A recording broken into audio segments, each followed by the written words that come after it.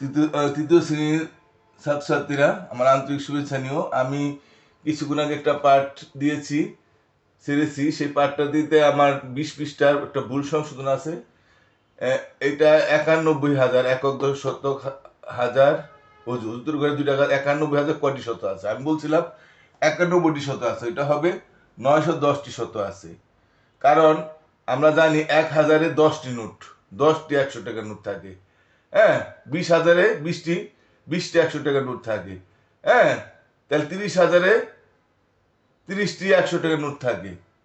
আর 4,000-এ 40টি 100 টাকার নোট থাকে। এমনি ভাবে যদি আমরা দেখি তাহলে দেখা যাইতেছে যে আমি বলছিলাম যে 91টা হবে না, আমি 100 দিয়ে ভাগ করলো আমরা এটা পাই। যদি আমরা ভাগ সম্বন্ধে ধারণা নাই, তারপর তোমাদের একটু বুঝাই দিই। হ্যাঁ, এখানে প্রথমে 900-কে 900,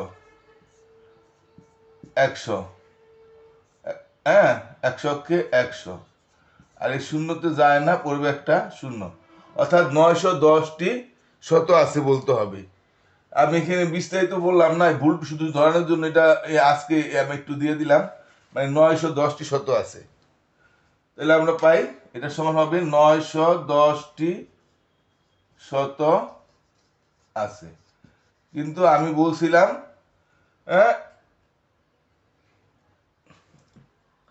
91টি শত আছে, কিন্তু হবে 910টি শত আছে।